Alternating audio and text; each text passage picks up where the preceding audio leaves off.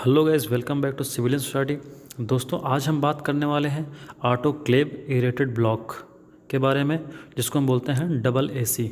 ठीक है, तो आज हम इसके बारे में बात करने वाले हैं दोस्तों कि इसके फीचर्स क्या होते हैं और ये कब यूज़ किया जाता है, किस टाइप की बिल्डिंग्स में यूजेबल होता है ये। ठीक है, तो आप बस वीडियो पे बने रहो, लास्ट एंड तक देखना। ठीक है दोस्तों, तो चलो शुरू करते हैं। डबल एसी ब्लॉक जो होता है हमारा दोस्तों, ये जनरली हम फ्रेम स्ट्रक्चर में यूज़ करते हैं। जैसे आजकल हमारे यहाँ जब हाई राइज बिल्डिंगें बनती हैं तो वहाँ पे क्या होता है, फ्रेम स्ट्रक्चर तैयार होता है पहले, जिसमें हमारा कॉलम, बीम और स्लैब कंप्लीट हो जाता है। उसके बाद हम क्या करते हैं, पार्टीशन के लिए यूज़ करते हैं ब्रिक्स को। तो वहाँ पे हम डबल एसी ब्लॉक्स को यूज़ कर सकते हैं, क्योंकि डबल एसी ब्लॉक जो होता है एक पार्टीशन के लिए होता है, ना कि लोड बेयरिंग के लिए होता है। लोड बेयरिंग के लिए अपनी 9 इंची के वाल जो हमारी ट्रेडिशनल ब्रिक होती है, रेड ब्रिक्स होती है, वो यूज होती है, क्योंकि उसकी जो स्ट्रेंथ होती है इसके कंपेरिजन में ज़्यादा होती है। ठीक है, लेकिन जब इसको हम एडिसिव के साथ जोड़ते हैं पार्टीशन के लिए तो ये उससे बेटर मानी जाती है। ठीक है, तो अब हम बात करते हैं इसके फीचर के बारे में। ये तो आपने समझ लिया कि यूज़ कहाँ पे करते हैं।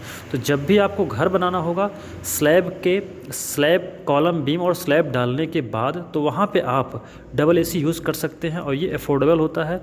ये बहुत ही कॉस्ट कंपेरिजन रेड ब्रिक्स के सस्ता पड़ता है दोस्तों, 1/3 प्राइस पड़ती है रेड ब्रिक्स के कंपेरिजन में। और जब कभी भी आपकी लोड बेयरिंग कहीं पे अगर यूज़ हो रहा हो तो दोस्तों वहाँ पे हम यूज़ नहीं करते हैं, क्योंकि ये लोड बेयरिंग के लिए एप्लीकेबल नहीं होती है। ठीक है, जैसे आपको अगर दीवार, जैसे गांव घरों में क्या होता है, आप अपना घर बनाते हैं तो पहले सारी दीवारें उठा लेते हैं और एक साथ छत डाल देते हैं। लेकिन जब आप कभी कहीं एक साइड पे कंस्ट्रक्शन होता है जहाँ पे हम प्रोफेशनल वे में काम करते हैं, तो वहाँ पे क्या होता है, आप कॉलम खड़ा करते हैं, बीम डालते हैं और छत डाल देते हैं, उसके बाद पार्टीशन वॉल खड़ी करते हैं। तो वहाँ पे हम डबल एसी ब्लॉक यूज़ करते हैं।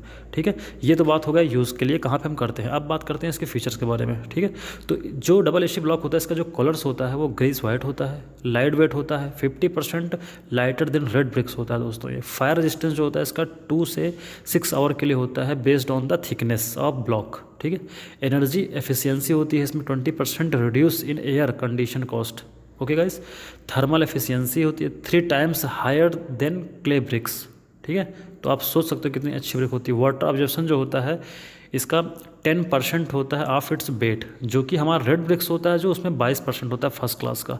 तो आप समझ सकते हो डम्पनेस जो हमारा एक बहुत बड़ा रीज़न होता है, बहुत ही बाद में जो दिखाई पड़ता है डम्पनेस, तो वो इसमें बहुत ही नथिंग के बराबर होगा, क्योंकि 10% इसका वाटर एब्जॉर्प्शन रेशियो होता है। ठीक है, और इसका साउंड इंसुलेशन की बात करें तो 42 dB होता है दोस्तों। ये सब क्वेश्चन इंटरव्यू में पूछे जाते हैं तो आपको याद होने चाहिए। अप्रॉक्सीमेटली बता रहा हूँ 42 dB होता है साउंड इंसुलेशन। एफोर्डेबल कॉस्ट होता है, वाकई में ये थर्ड अपना जो रेड ब्रिक्स होता है उसका 1/3 अपना यूज़ होता है। तो ये तो बात हो गई इस क्वेश्चन के बारे में, जो कि इंटरव्यू में पूछा जाता है, आपको पता भी होना चाहिए। जनरली जो साइज़ होता है दोस्तों ये 600 mm by 200 mm by 250 mm। ठीक है, और इसका जो रेंज होता है वो 2000 से लगभग 3500 पर क्यूबिक मीटर के बीच में आ सकता है। ठीक है, डिपेंड करता है कि मैन्युफैक्चरिंग कैसे हो रही है, कहाँ पे हो रही है। ओके, तो ये सारी चीज़ें होती हैं जो आपको पता होनी चाहिए दोस्तों। ठीक है, और इसकी बेटर वर्केबिलिटी होती है, लाइट मतलब बहुत जल्दी इसकी चुनाई आप कंप्लीट कर सकते हो अगर आप ब्रिक वर्क स्टार्ट करते हो। 50% लाइटर होता है, 10 times larger than traditional bricks होता है इसके जो हम डबल एसी ब्लॉक का अगर देखें तो। ठीक है, और क्योंकि इसका सेल्फ वेट जो होता है वो काफ़ी हल्का होता है, लाइट होता है, तो ये आपके जो डेड लोड होता है अर्थक्वेक टाइम में, जो हमारा डेड लोड जो होता है वो काफ़ी कम हो जाता है।